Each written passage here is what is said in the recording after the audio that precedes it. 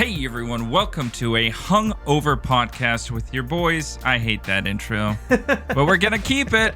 It's Yvonne and Julien. Yes, that's right, our 134th podcast, and I said it's your boys coming in live to that because now we're live both so amazing in our studios. We have studios and on Twitch. Mostly on Twitch we're live because my studio it's just my office. This is where I do zero work, but I call it my office. Julien, how about you? Great. This is my office as well.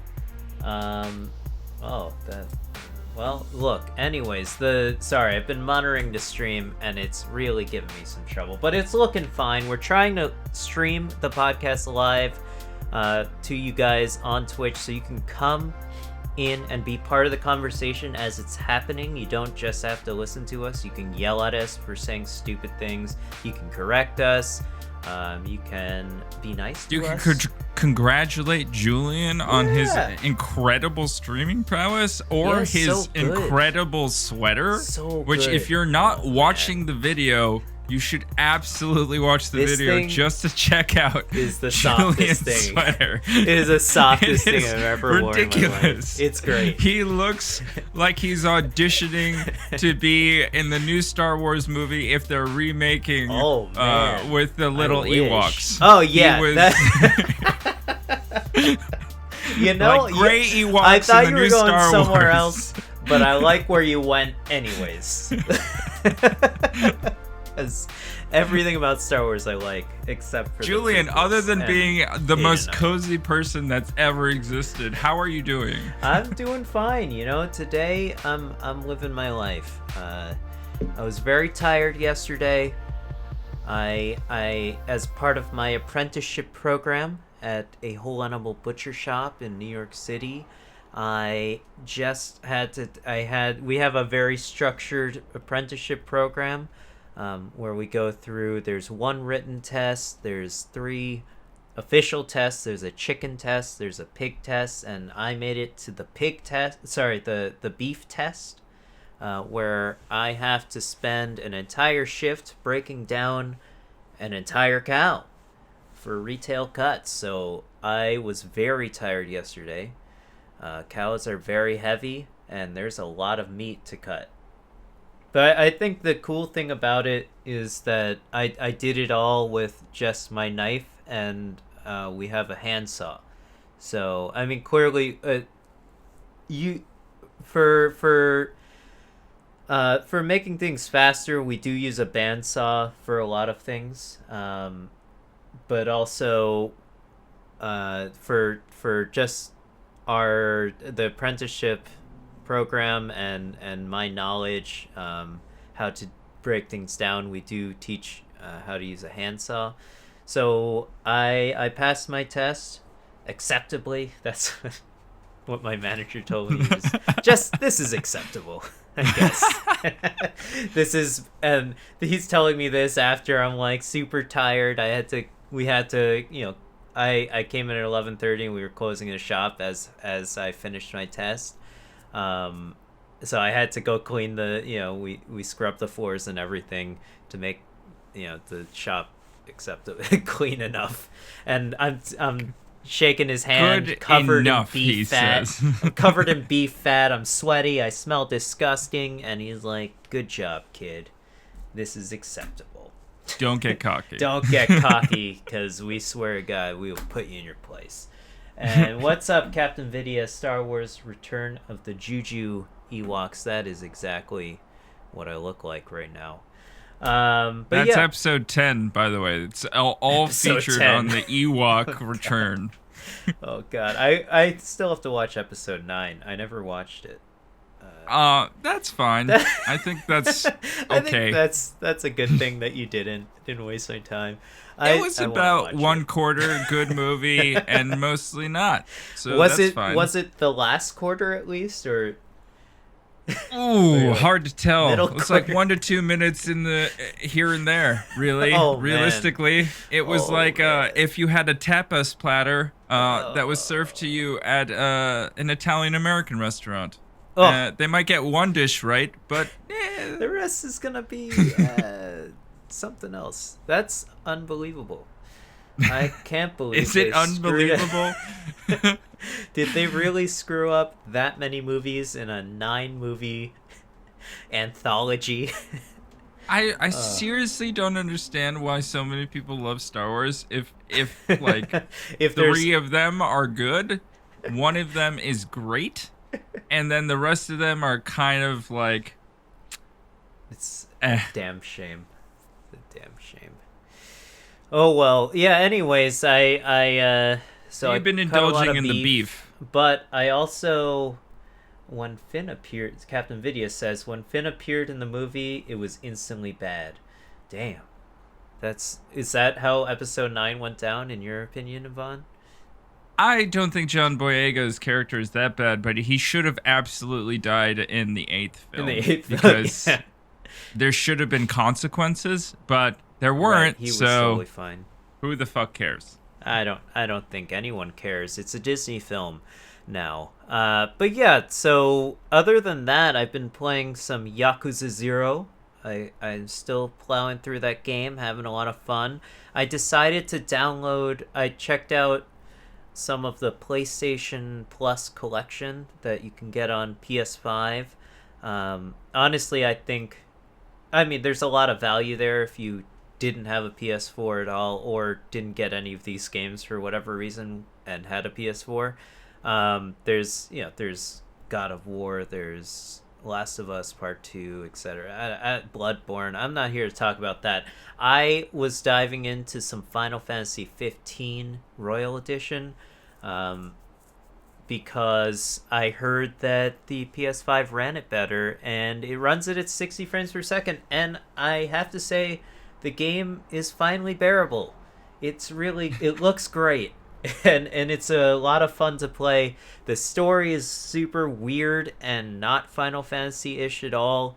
The characters are super weird, and the world is super weird. I don't really know what's going on, but I'm having a lot of fun playing it because the gameplay is fun when you fight and it's enemies. A boys trip, and that's what you've been looking to do for a while. The boys are back in town in that game. And I really don't know why they made this game, but it runs at 60 frames per second on PS5, so I'm indulging it, and I'm kind of having fun. I just don't know why. I don't know why. That's amazing. It's like a comfort food game. It's like something I can just ignore everything else and just play and not think about. So I guess it's fun. Otherwise, I've been playing this really fun game on Nintendo Switch called Crosscode. This game is super cool. It's sort of That's a good name. 16-bit art style. It is a cool name. You play as this woman who gets trapped in a virtual reality game, MMO game, and you lose the ability to speak, but everyone's trying to help you get out of it. Or you meet like the good guys who are trying to get you out of there, and the gameplay is sort of like it's an RPG, which is super great. There's skill trees and everything. It looks rather retro. It looks very retro. I was super into that, and the music is super great. The gameplay is so fun, and there's like very challenging puzzles as well. This game is also on PC, so I highly suggest you pick it up if that's your type of game. It's certainly my type of game. It reminded me a lot of a little bit of Chrono Trigger in a way. Obviously it's not a turn-based game, but a little bit of Golden Sun I got in there. It was a lot of fun. But yeah, it's a lot of fun. I do like Golden Sun. I love Golden Sun. Oh my god, it is Brookworm in the chat. Holy moly. Long time no see. Thank you for stopping into the podcast, even though we're having a little trouble with the bit rate. I'm sorry about that. I can't, it's in Twitch's hands at this point. I'm trying my best, all right? I'm doing everything I can. Where's your separate machine just to run the stream, Julien? How have we not made enough money for you to just build that already? You're right. Sponsor the podcast, please. whatever you can So do. I've been considering building a new PC just from scratch. Maybe I just give you the old PC to run as the stream please machine. do. Wait, so I have to capture... No, that's not even how that would work. That's not even how that would work. I don't even want to think about that. 2 PCs, so much electricity, so much internet, so much It's like everything. having a wine fridge, which is like, at its base concept, it's fantastic, right? You can always have a chilled white, or a champagne, or a rosé, whatever you're looking for. But it costs so much energy to run, so much money. It's the detriment of all of society. What is going on? Anyways, Yvonne, what have you been up to? Tell me about your life, buddy. Like Yakuza, I have been indulging just in beverages. Oh yeah, you drink a lot in that game, or you can if you want. So it was Laura's birthday on Monday. So we've been doing like a week-long celebration. Last weekend we went back to Buffalo. This upcoming weekend we're going to the Adirondacks to go skiing for the first time, downhill skiing. It'll be an adventure, kind of weird, kind of fun. But it's just been to the Adirondacks. Wow. I'm going to enjoy myself. I hope. It's my first time downhill skiing, so we'll see how that goes. I've done cross country skiing before, but this is obviously a beast of a different nature, especially in the time of COVID. Why is it different? You know, I'm just curious. I don't know. I know nothing contrast, white balance, aperture. I'm not sure. I know, like, what French fry. What cross country skiing terms do you know? Because any of the cross country terms I know are in Russian. It's basically. if you got the Russian terms, you can tell them out to the Contrast podcast, who does speak Russian, at least to some extent. This is my boy Tarek. He's got a great podcast called the Contrast Podcast, which all of you can listen to. Shoutouts. Yeah, I was lying about even having that amount of knowledge. I mean, it's not like. Oh my god, this guy. He's so good at lying. It's getting warm. This hoodie. He's so good at lying. It's like 12 degrees outside, and I'm sweating inside. Да, привет, брат. Okay. Oh, there yes, we go. Hello. Hi, brother. What's up? Yeah, it's going to be very interesting. But the one thing that I will say, in my defense of the cross-country skiing, is I got my cross-country skis from my dad's place, and Laura got cross-country skis from her parents, so we will be going cross-country skiing in the future. Very cool. Now, when it comes to cross-country skis versus downhill skis, how do the skis actually differ? Are they shorter or are they longer? Downhill are shorter. I think they're a little bit wider. The cross-country skis are longer. There are two different kinds of cross-country skis. You have traditional, like, classic skiing, and then you have skate skiing, which are skate skis are a little bit thinner. They have a lot more that goes into them in terms of like your weight and height and different things. Mm-hmm. So not super. I am standing, by the by. I have a standing desk like Julien, but so there's a lot that goes into it. But I'm doing my thing. I turned up my gain a little bit to answer the people in the chat. That's where I live right now, in my knowledge of the things. I've only been cross-country skiing a handful of times, so I feel like not the biggest expert, but I would love to be able to go cross-country skiing and then shoot a rifle during that, because it's always been a dream of mine to compete in the biathlon. Oh, yeah, I was about to say triathlon, but that's not the one. Yeah. That's not I do want to continue doing triathlon as well, but I would like to eventually do an Ironman like my sister has. But biathlon in the winter, triathlon in the summer. That's all I'm saying. Yeah, The biathlon has during the Olympics, the Winter Olympics, you cross-country ski and then you shoot targets with a rifle, and then you standing cross-country ski and more. lying down. It's awesome. It is the most exciting sport in the Olympics outside of the 100-meter. What about curling, man? Yeah, my dad does curling in a beer league. you can't cross-country ski and shoot in a beer league, is all I'm saying. I would say, yeah, I agree with you. The 100-meter race is very exciting. Yeah, I mean, Usain Bolt in Beijing was like the most exciting thing that's ever happened in the Olympics, but where he's like, I could shatter the world record, but I'm just gonna tout myself as the best. He was pretty fucking fast. That guy was fast. So fast. In terms of my other stuff outside of just drinking champagne and wine and margarita and Courvoisier with Man, you were living the life hot chocolate. Jeez. I'm going back to work next week, thankfully. So that's a big plus in my back pocket. Literally. Do you keep your wallet in your back pocket? Are you one of those guys? I'm a back pocket wallet guy. You're a New York City guy, so are you a front pocket? I put in my front pocket now because I started realizing that it was affecting my back when I sat down. Because I'm just always like this. Yeah.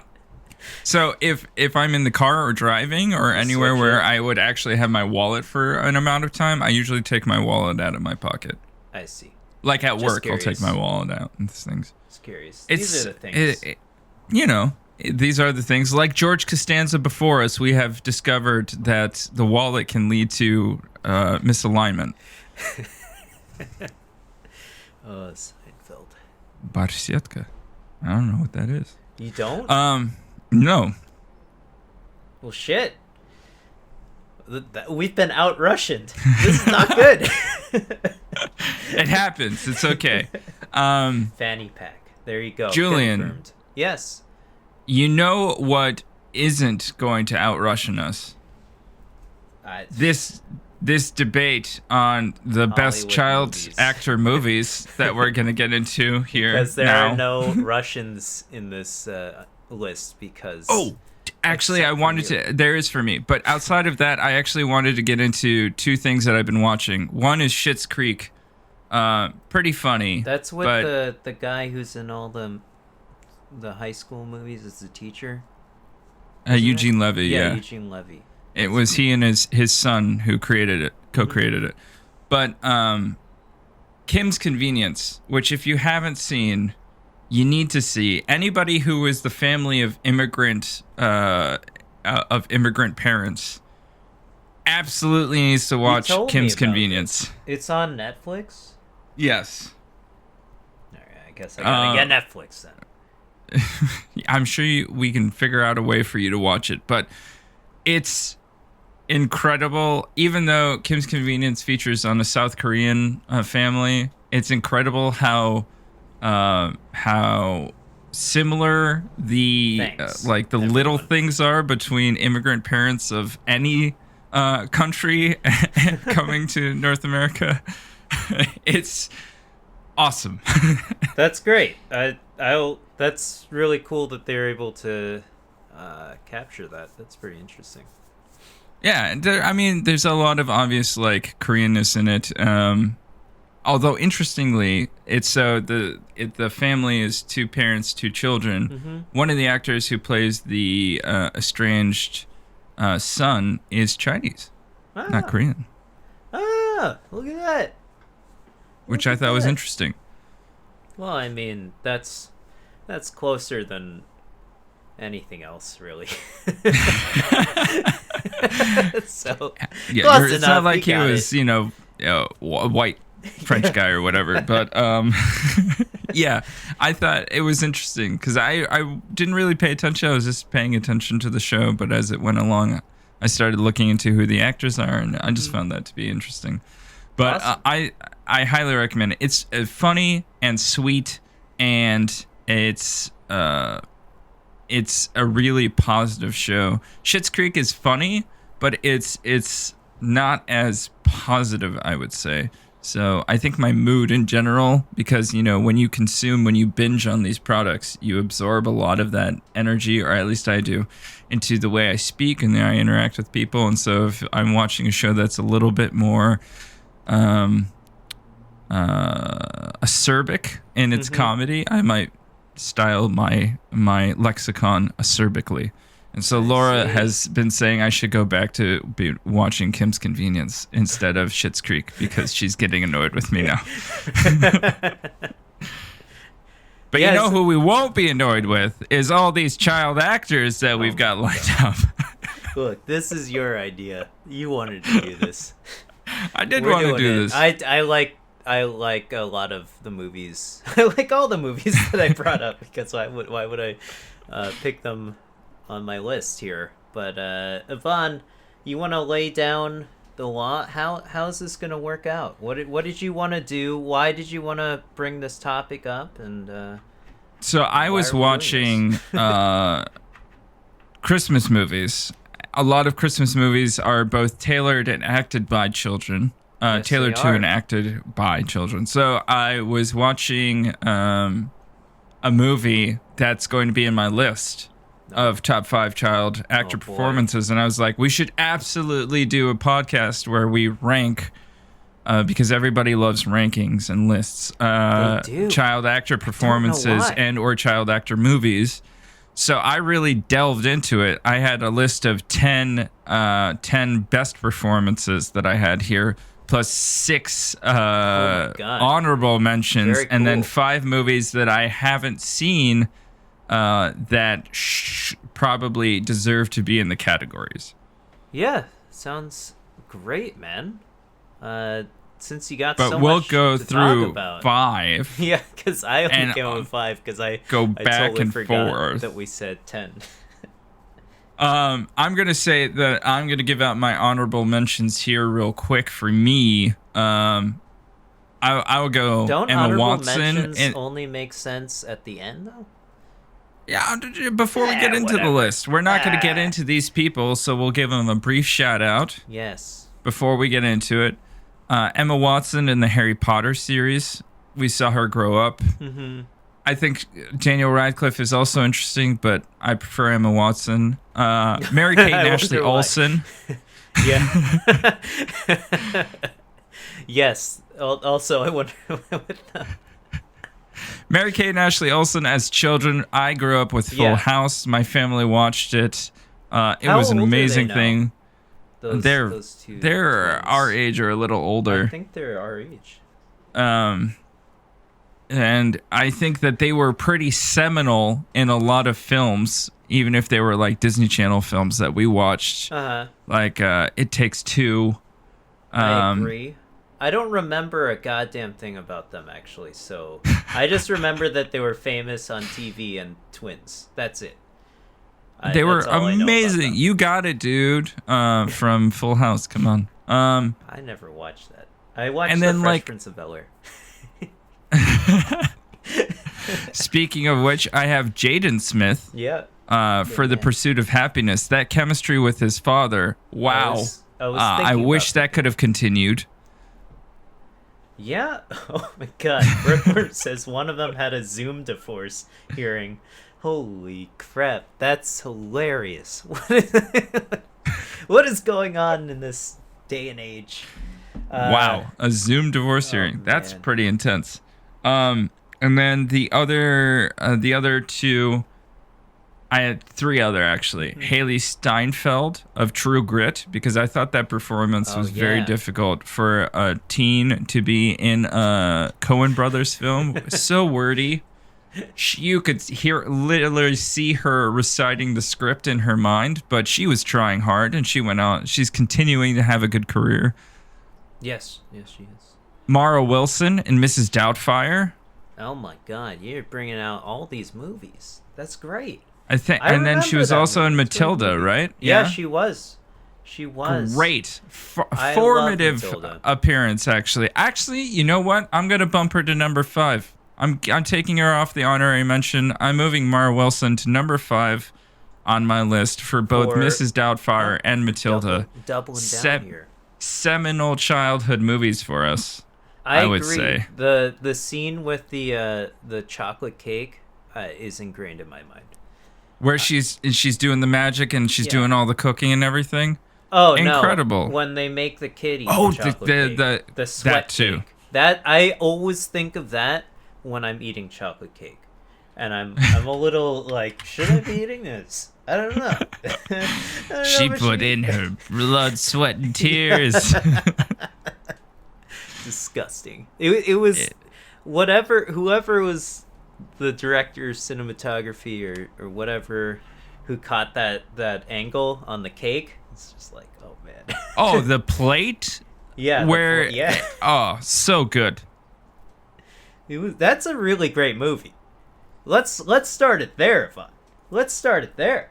You're starting it with Matilda? It's so good. Is that on your was list? That's on my list, or we're just talking through it? I didn't. I was almost embarrassed to put it on the list because I didn't know how you would react to me putting that there. I don't know how your opinion, but clearly now I know.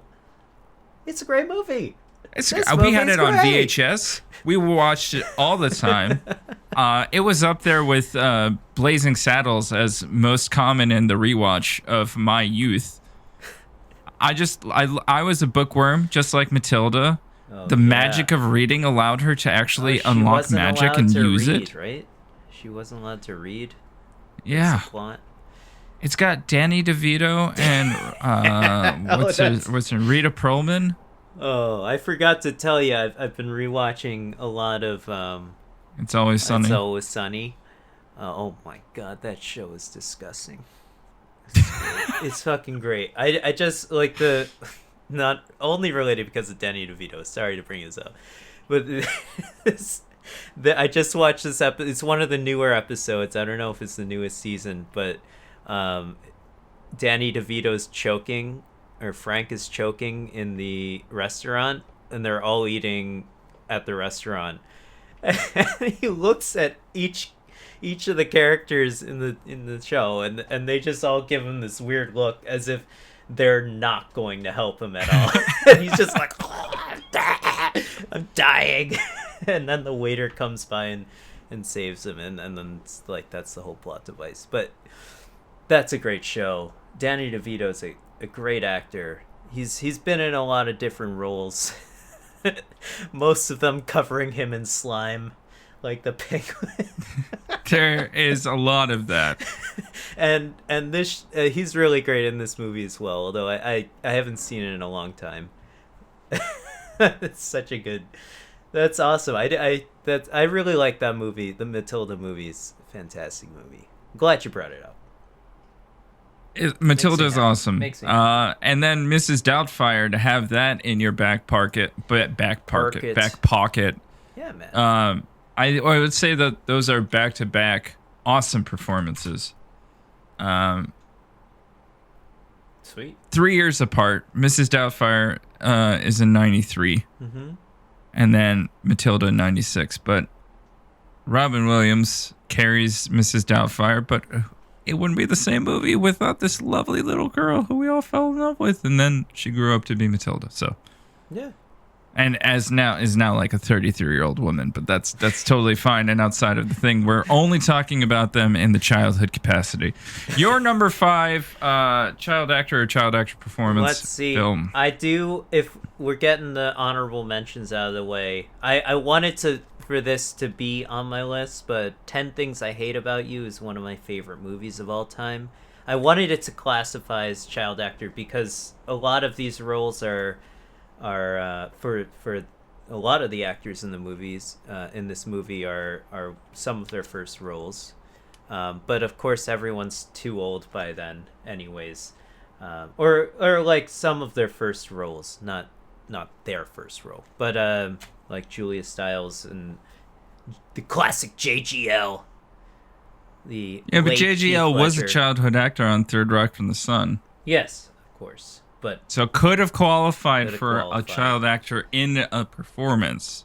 Yes, of course. He's an old man now.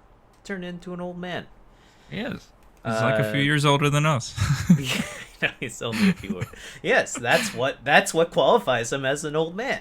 I really love that movie. Just wanted to throw it out there, and of course, I thought the high school roles would qualify them, but clearly not. Clearly not. We're being very exacting about this. I wanted to start it off with the classic E.T. is, The Extraterrestrial is one of the classic movies that I identify with, the child actor. I believe his name is Henry Thomas. I'm not very familiar with the rest of his career. But of course, this is directed by Steven Spielberg. Really invokes a lot of the classic things. I think it came out in 92, if I'm not mistaken. Yeah, 1982. 82, that's where the 2 was, sorry. And so, it of course, it was before our time alive. But it really invokes a lot of the classic nostalgia that I think of when I think of movies that I saw when I was a kid, which typically involved children. And so that's why, because those are movies that you can relate with. So the nostalgia that I feel when watching this movie, even though I've only seen it a handful of times, really, for just like the E.T. is a literal puppet, but that sort of animation, the way he animates is very nostalgic to me. There's a lot of classic product placements, like I think the Reese's Pieces are in there, and I think they actually saved that. They made it a famous candy because it was in this movie. and I honestly, I think I really like that candy because of the movie. It's also a delicious candy, but it's basically peanut butter M&Ms, but they're delicious. All right, peanut butter M&Ms sounds awesome, by the way. Have you never had those? They're great. No, I haven't had those because I've had Reese's Pieces. Why would I need to have the peanut butter M&M? Fair enough, man. But yeah, I thought this movie also E.T. also has a young Drew Barrymore in one of her earliest roles, who grew up to be, one of the actresses of the age. Charlie's Angels is like everybody's favorite film. Also, she was in the original Scream for about 10 minutes. Yeah. Yeah, I forgot. Oh my god, I just rewatched that movie not too long ago. I think that movie's hilarious. Oh my god. But yeah, so I thought E.T. was, the classic, timeless movie. Steven Spielberg's classic movie, I would say. One of his best. I really like it. And I also remember having it on VHS. That's about it. It's very nostalgic to me, but I wouldn't say, I don't know. It's certainly up there in terms of child actor movies, I would say. I liked it a lot. I have never really I think I've seen the whole movie, but I don't think I've ever sat down to watch the whole movie. Yeah, remembered in parts. Right. I know what you meant until I saw it more recently. That's exactly how I remembered it until I saw it as an adult. Maybe 3 or 4 years ago. But this movie was made 8 years, ish before we were born, but also 9 years before my family emigrated. So there was a little bit of toughness because my parents would have been watching it for the first time with us. Right. So some of these films in the Yvonne's family coming from the USSR to the USA, I might have missed. Yeah. That's totally fine. Just wanted to throw it out there. I think it's definitely should be on the list as one of the better movies out there. What is your... You bumped Matilda to 5. What's your I did bump Matilda up to 5. I'm gonna go with number 4, The Sixth Sense. Oh man, Haley Joel Osment. I mean Bruce Willis. Bruce Willis obviously in it, but Haley Joel Osment being in it and being that scared kid, it That's was what he was. formative. I watched that film and I was scared shitless. I couldn't believe. Did you have the scene where it was like Brittany Snow, I think it was, and she was like choking up the poison oatmeal or whatever it was. Oh yeah. That image haunts me to this day. Did you? So you watched it as a kid? We were in. Yeah, I watched it in grade? 1999 or 2000, whenever it came out so on you were DVD or in VHS. fifth grade, right? Around. No. I'm grade. very bad at the grades thing. I'm only good at the how old I am. All I know is I was in 5th grade in 2001. That's all I know. So I do the math from there. Wait, you were in 5th grade in 2001? Yeah. Yeah, that makes total sense because I was also in the 5th grade in 2001. Yeah, that would make sense. So I was either in 3rd or 4th grade. grade when I watched this movie, and Yeah. I have to say, I thought Haley Joel Osment was an excellent actor, and he was going to be in many, many more things that were going to be really portraying his skill. He was in a few things as a child actor. Right. He went on to do AI with Spielberg, I think it was. That is definitely with Spielberg, I think. And then That's I the think one. he did Pay It Forward.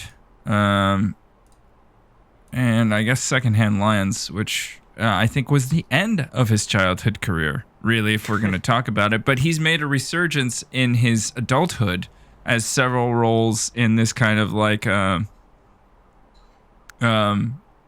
like a kid kind of childish persona. Like when he was in Silicon Valley, he played a inventor, designer of things, but he was very childlike in his whole thing.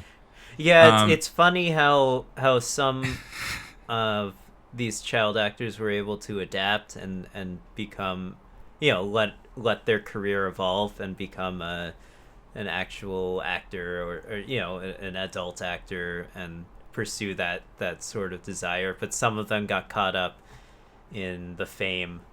Not that this person did. I don't know their story arc here, as we all think. I'm not fully versed on Haley Joel Osment, but I know that he basically, for me, disappeared for a while and then came back into the limelight with a few, bigger roles. He wanted to go to school, and then he's like, I want to be an actor again. Yeah, it totally makes sense to me in terms of like how that could go through. But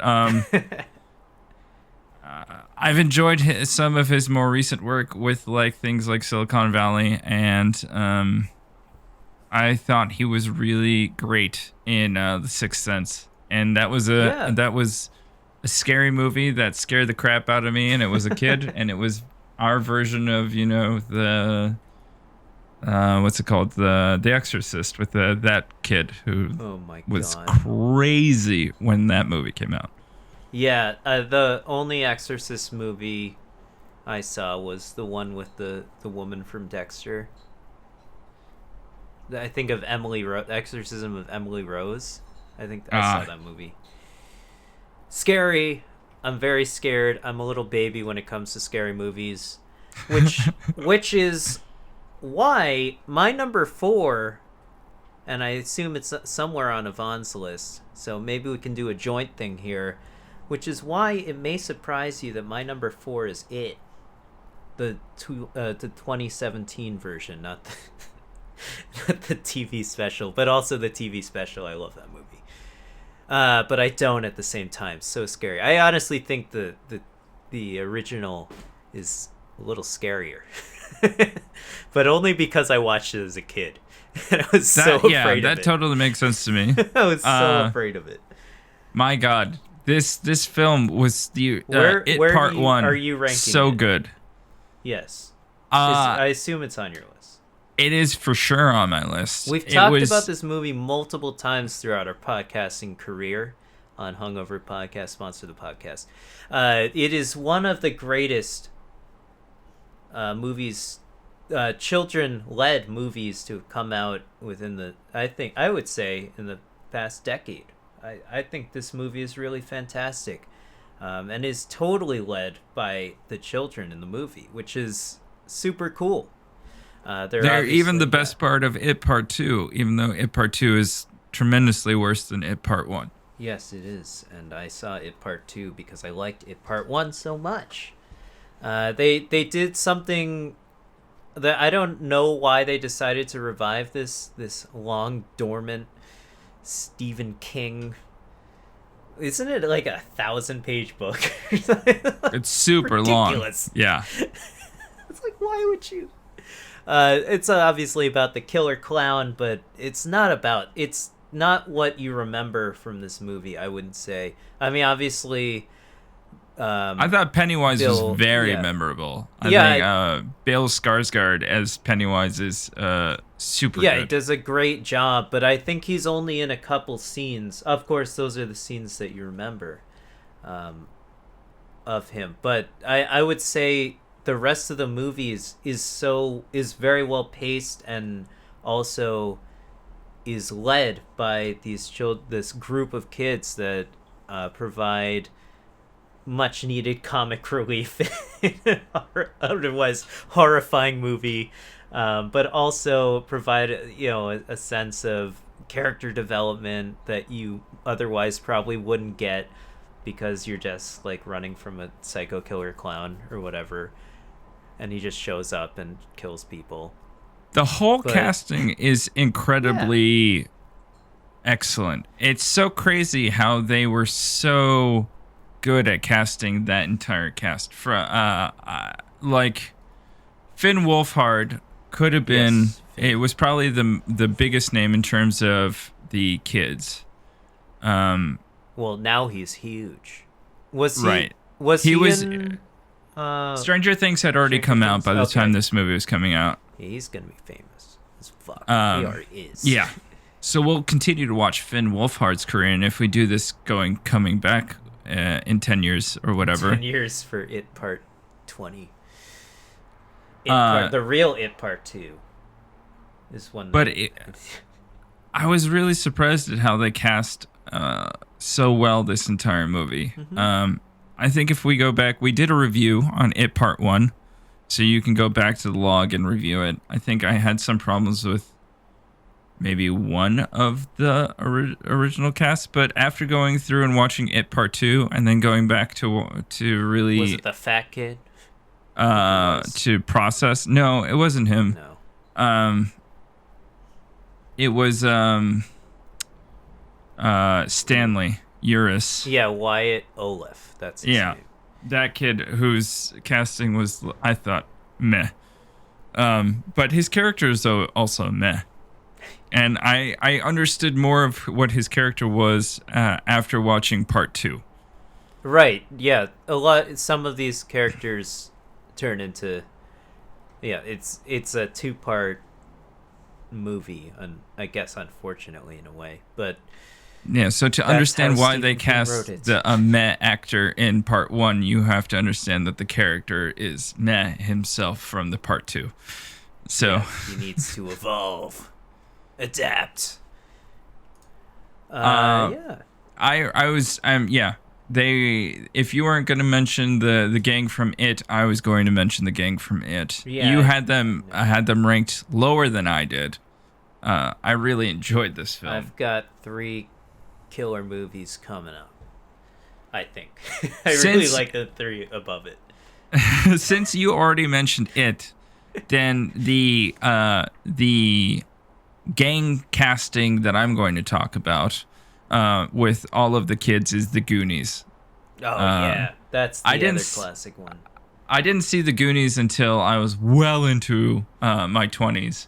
Well, that's that's an 80s movie as well, right? We're not old enough. Yes. Unfortunately. We're not. A lot of people saw it when their parents showed it to them or something, but I didn't see it until well later. The Goonies came out in 85.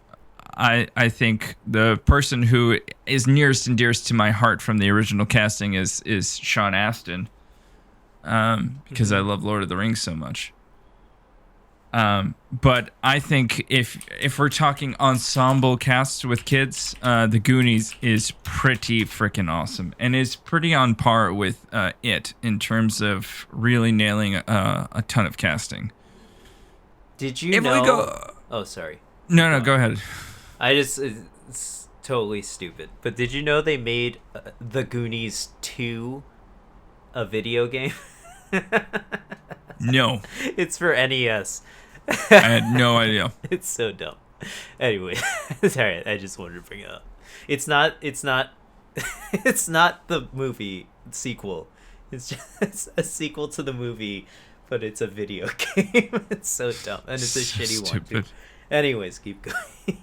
I thought that this movie, like a lot of people growing up, it has your favorite like badass with mouth and Corey Feldman. Sean Astin became a really strong actor, and then some people that you kind of forget are there, like Josh Brolin as the elder brother. Josh Brolin, who has had a pretty great career for the past 10 or so years with coming up with a lot of really interesting work, including some work with the Coen brothers in No Country for Old Men, but as well as working with my favorite current director, Denis Villeneuve, in Sicario, which I really love. Oh, wow. Yeah, that was a great movie. Totally forgot he was in it.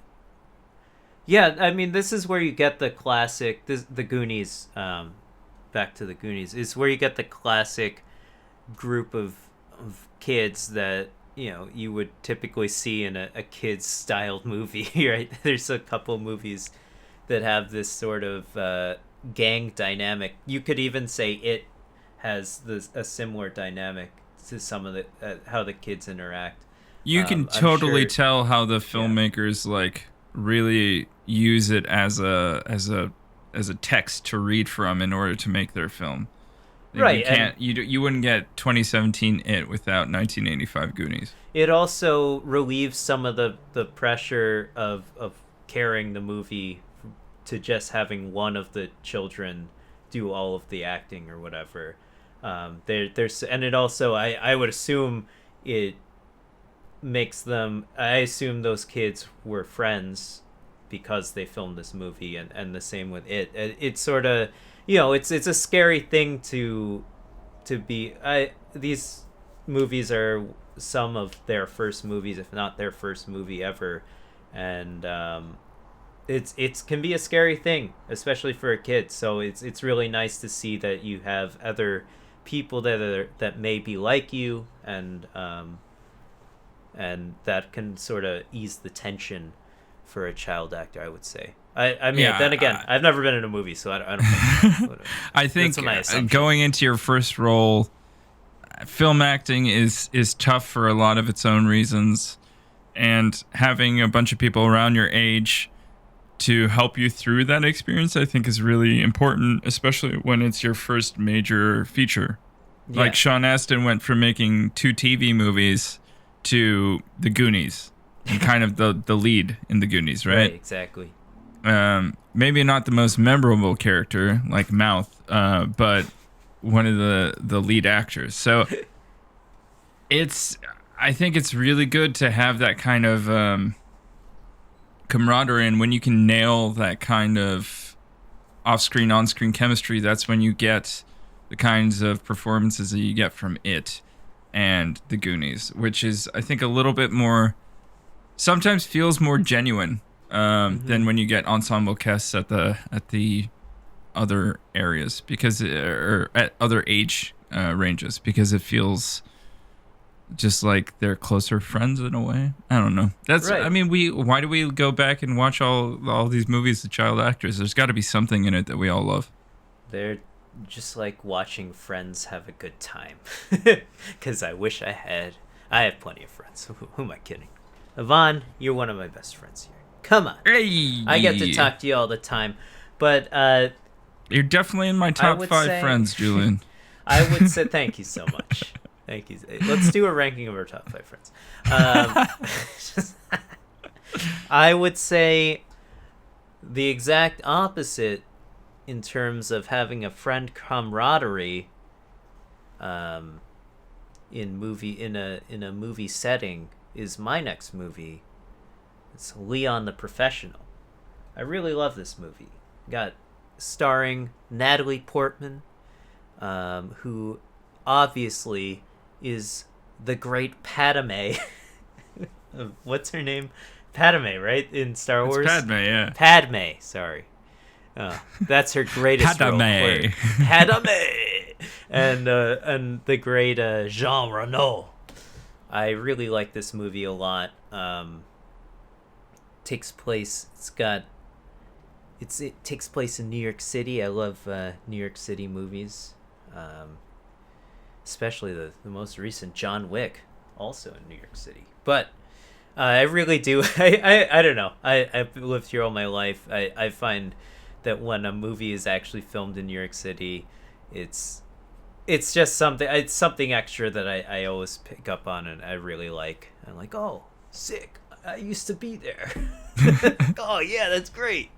But it adds a little extra layer to it that, it makes it really cool to me. I really love her performance in this movie. I think she provides an innocence, and she's the only child actor in the movie, so that's why I say it's the opposite of the Goonies. So she had to match Jean Reno's performance, where he plays this really cool hitman. He's an assassin, you would say. And he's got this really classic look. He's got these really cool sunglasses. He's super tall, I think. I think he's got to be a pretty tall guy, right? Comparatively. I think he is, yeah. So, I mean, just being on screen with him must be like an intimidating thing, I would say, for a child like Natalie Portman in this movie. And I think she brings like an innocence to the role, but also as the story moves on, she becomes, intertwined with the plot and becomes a really cool part of all the action going on screen. And I think it's a really great story that's being told, and it's a lot of fun. It's a really fun movie to watch, even now. Came out in 94. Can you believe it? So long ago. No. But yeah, I don't know. Have you ever seen this movie? I have not. It is on my list of films that I have yet to see that have extraordinary child actor performances. Well, I mean, I wasn't here to spoil anything, so I hope you do see it. It's been long enough that this fun. movie can be spoiled for me. It's totally fine. I won't spoil it. I've also read all about it. It's not like there's that much to spoil. It's a fun movie, and Natalie Portman does a really great job as the counterpart to the professional Leon, Jean Reno. So I think it's a really cool dynamic that they have there. Fully grown man. He's a hitman, and he has to take care of this kid. I think it's a really cool movie, and she does a really great job at it. So definitely go watch it. It's my number 3 on my list. Yeah. Cops are going by, man. They're crazy. They're crazy out here. What about you, Vaughn? I guess your number 3 was it. The Goonies was up there for my number 3. It was either The Goonies or It. They're basically on par. Yeah. So if you didn't talk about it, I would have talked about it. Number 2 spot has a bunch of different performances that I could have chosen from. Mm-hmm. Dakota Fanning, I Am Sam, Man on Fire, has a lot of great performances. Gonzane Wallace from Beasts of the Southern Wild, loved her performance. Super young, talented actress. Nominated, I think, for an Academy Award. But I'm going to go back to something that's more dour, more sober, which I think is on its own scale is something that's a bit more challenging. Although, like those two performances, like the performance from Dakota Fanning's performance in I Am Sam and Gonzane Wallace's performance in Beasts of the Southern Wild, are both challenging in their own ways. They have a lot of nuance that they have to do, like with Dakota Fanning and having a dad that has, I think it's Down syndrome. That's the classic movie syndrome. There's no other syndromes. But she's acting opposite Sean Penn. It's very easy to act opposite Sean Penn because he's bringing it every scene. Exactly. A Beast of the Southern Wild is so imaginative and dreamlike, and you have to mesh with kind of both CG and practical elements and create this kind of quality. But I'm going to go with one that I think is very challenging. It's a 1985 film called Come and See. Didn't see it. Never seen this movie. It is a film that is based on... it was made by a Belarusian director who made a film, obviously in 1985 Soviet Union, about a young Belarusian boy who wants to join the partisans in World War II, and the Germans come in and take over his village, and it's an incredible look at the devastation of a war, especially vis-a-vis the psychology of a teenage boy. Oh. It is Sick. devastating, and the performance is given by all of the people in the film really make it a whole thing, but for this young kid to really carry this performance as a teenager who's being affected by war in just this, I mean, it's devastating. The look of what it is. I highly recommend that people watch the film, but know that it is really challenging to watch. It shows a lot of what the Nazi forces did in Eastern Europe, where they were leading a war of extermination, not just of the Jewish people or gypsies, but of the Slavic people. Hitler wanted to raze Leningrad to the ground and eliminate all of them. And we're recording this on 1 or 2 days away from the memorial of the lifting of the siege of Leningrad, where just tremendous devastation happened, and families had to choose which children would survive. People would just die in the streets, kind of thing. It's a lot to talk about in a podcast form where we've been making really strange or funny jokes. But I would recommend checking this performance out. What's the out. old adage? If you leave anything on the internet for too long, Hitler gets brought up. Yeah. Case in point, we had a child actor movie list, and of course Hitler was brought up. Done and done. Yeah, the Nazi occupation of Belarus, not a pleasant experience by any means, but a tremendous performance by a young actor, and a very provocative film experience that really shows a lot of the realistic realistic situations of what war can bring, either through the extermination of just civilians or psychological things. So I think it's a very important film to watch, and a great performance from a child actor. Cool. What did you have at number 2, Julien? Well, let me tell you, it's certainly not as hard-hitting as whatever movie you just brought up. Come and see. Can you tell okay. Иди смотри, it's Come and See. I think this movie is really funny.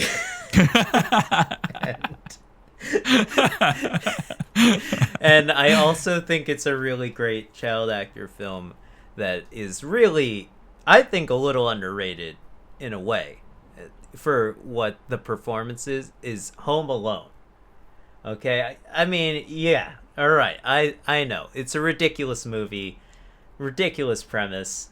Even back then, it seemed a little far-fetched that this would even happen, right?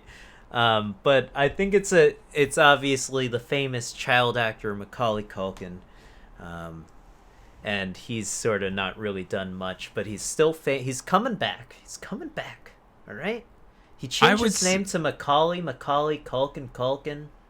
It's great. That's his name now. He legally changed it to that. I think he has a podcast as well. He hasn't really done many other. I don't think he did any other movies aside from the Home Alone series. Did he? He did where he was the rich kid. Richie Rich. Yeah. I think it's like the same exact movie. But I think this movie is something special, and it's also, I think, maybe not enough credit is given to Macaulay Culkin for completely owning this movie. He's for large periods of time, he's the only human that you're seeing. So the fact that he has enough gravitas to carry the movie, let me tell you, that's not easy. Like, he's the only person in the movie for there's 3 characters in the movie, the 2 bad guys and him, and then there's some cutaways to the family. Are you talking about the wet bandits? Yes, the wet bandits.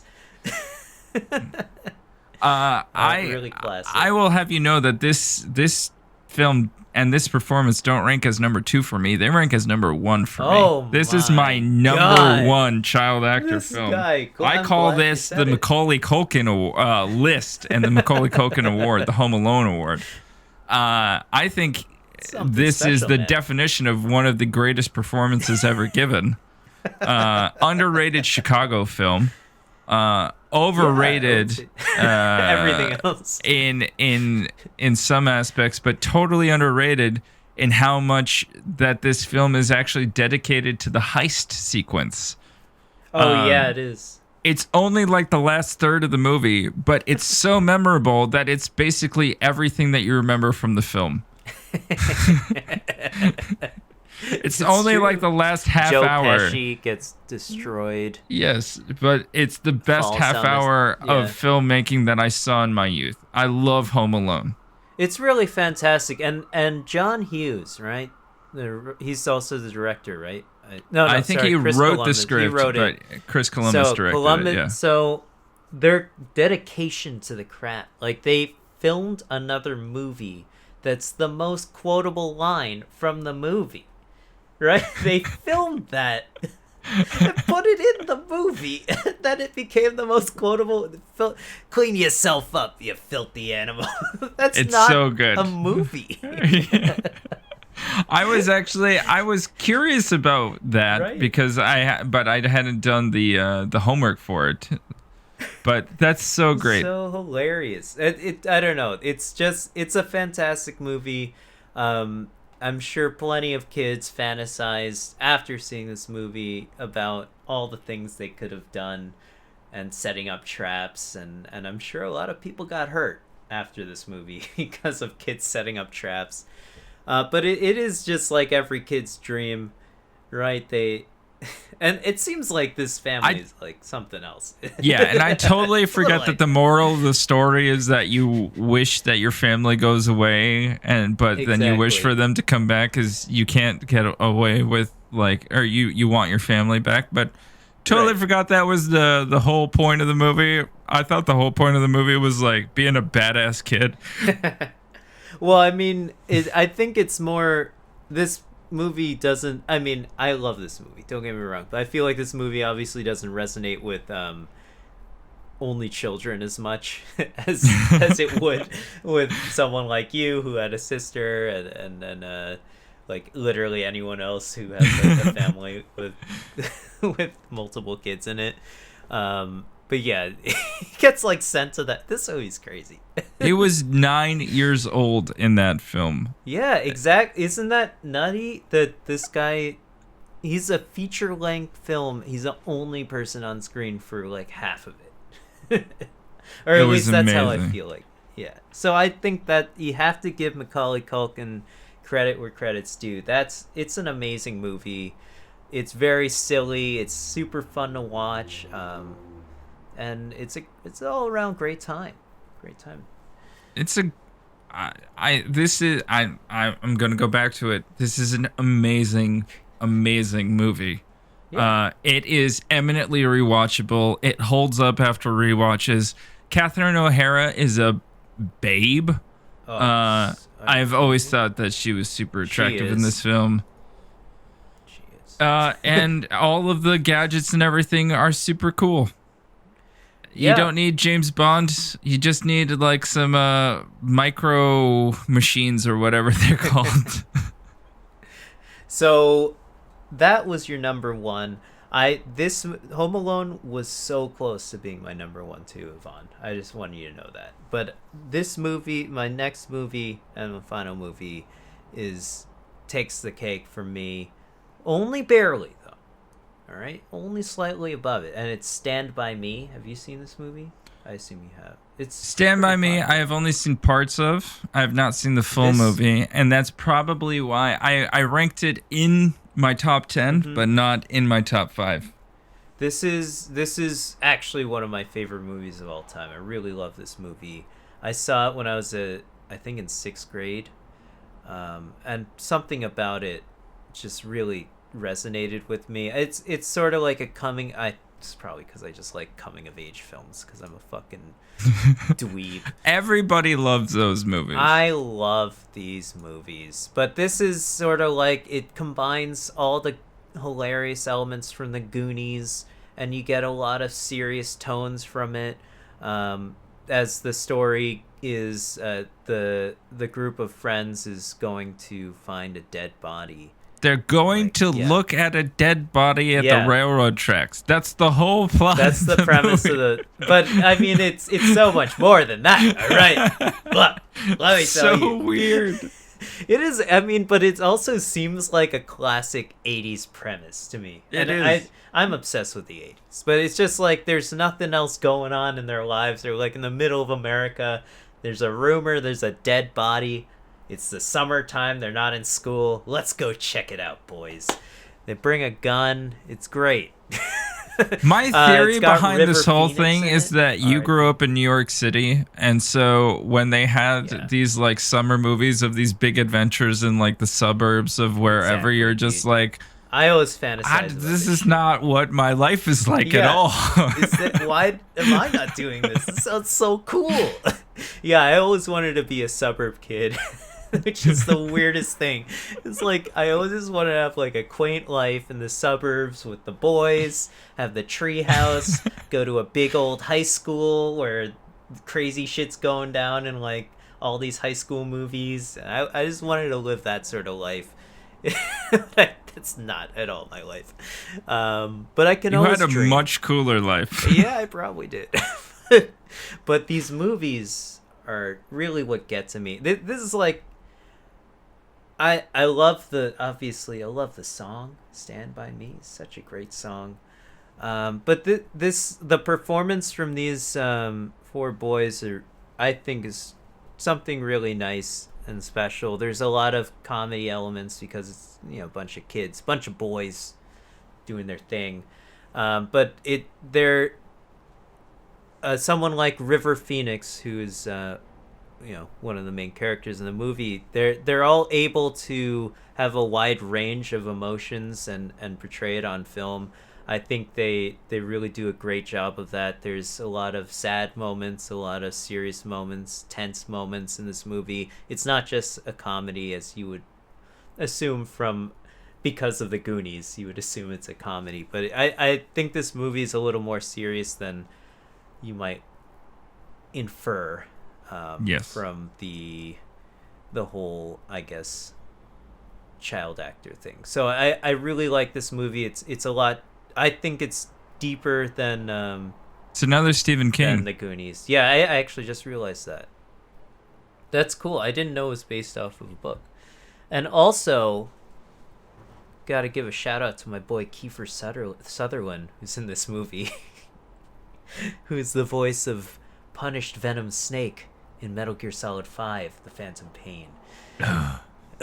Except he's a shitty voice. It's not David Hayter. No offense, Kiefer Sutherland. You're just not Solid Snake. Sorry, buddy. But also, Punished Venom Snake isn't Solid Snake or Big Boss. He's just a fake snake. Slithering in the sand. Kojima, why did you make this game? But it's such a good game. Just like I it's played so a bit of irrelevant. It's so irrelevant to the story of Metal Gear Solid. I don't know. But it's a great game. Anyways, I love this movie. I feel like it could have been better if we ended this podcast on Home Alone. Now that I realize that, because we both really like that movie. Perhaps Home Alone is above it for me. But I think both the nostalgia and fantasy, sorry, it's not a fantasy film, but my fantasy of living out that sort of lifestyle and the nostalgia of seeing it when I was a kid sort of play into this being one of my favorite movies of all time. And also, I love the song, Stand By Me. It is a seminal coming-of-age film, I think. I think it's a really great coming-of-age film. And also, fucking Final Fantasy 15 starts off with the boys pushing the car to Stand By Me for some reason. What's going on? It's just all coming together. Anyways, everybody's got nostalgia for Stand By Me. Including the Japanese, apparently. So, anyways, I really love this film. I kind of want to rewatch it, actually. I do. I want to watch it now, too. We should watch it. Maybe we should do a review of it. We'll see. If you want to watch it. Maybe go back and do a rewatch. All right. Yeah, so anything else you want to cover, Yvonne? No. You know who didn't make my list here, but I wanted to talk about? Edward Furlong. What a great performance in Terminator 2 and American History X, and then became just a weird dude. Just a weird guy. Yeah, that's the Macaulay, just like Macaulay Culkin. Yep. Became a weird guy. But Macaulay Culkin dated a person who was on my honorable mentions, Mila Kunis. Mila Kunis started acting in that 70s show when she was like 14 or 15 years old. That's true. She was pretty young. And now also look at from her. Ukraine. She's got a baby, I think. Two, in fact. She's a mommy. That's really good news for her. Good for her. You know what is your baby in this podcast? What? Hungover Radio. I know. It's not anymore, Yvonne. Sometimes you gotta let the kids leave the house, Yvonne. I've decided, much to my dismay, to just get rid of Hungover Radio. It's gone. You've beaten it out of him, audience. I'm telling the people, look, I wanted it to be this grand thing where we interact with the audience and you guys tell us what we should play at the end of the, you share your music. That's a cool idea. But it's just not working out. Or share a game that you're playing to hear the music from. Yeah, it's not working out. Also, we've been getting a lot of copyright strikes and I don't want to deal with that. So I'm putting it on hold for now. Of course, you can always email at us and any questions, queries, gaminghungover@gmail.com. We're happy to bring it up and stand our ground if we said something wrong on the podcast. We're not little bitches who just bend to the will of the comments section. There isn't really much of a comment section on any of our videos. But if you made it this far, I still remember the World Cup video where the one guy called us total morons. Oh, that was hilarious. We always remember. Was awesome. Somebody listened to our podcast. You're like, yes, this is amazing. No, we're happy to. I want to continue Hungover Radio, but it's not working as is. So if you want to send your song in, just do it. All right, we're here. Figure it out. You're living in 2021, baby. You can figure out how to contact us. Julian's going to put the email right below. Yeah, maybe I'll put it on screen right now. If you're watching the video on youtube.com/hungovergaming. Thank you so much for listening to our podcast. Yvonne, we're going back to regular topics for the next 3 podcasts, but then we're going to have to come up with another, now we did this, we got to come up with another heavily researched topic. If you've got one for us, tell us. Maybe we'll throw it in. We could swing back to more sciencey stuff too. Yes, maybe we will. This is a topical podcast, buddy. You're in for the ride. We're doing one every week of 2021, except for that first week where we didn't one. Anyways, well, I mean, it's maybe we'll put out 2 at the last week. And then we cover all 52 weeks or whatever. Then we have 52 podcasts in a year.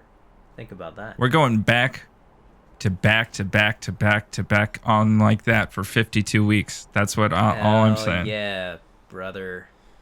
All right, Anyways. everyone. Thank you for listening to us ramble on. Hope that you have enjoyed our list. Tell us, is there anything that we missed from your list or your nostalgic movies? Yeah. Maybe if you watched Indian in the Cupboard and you really wish that we had put that on.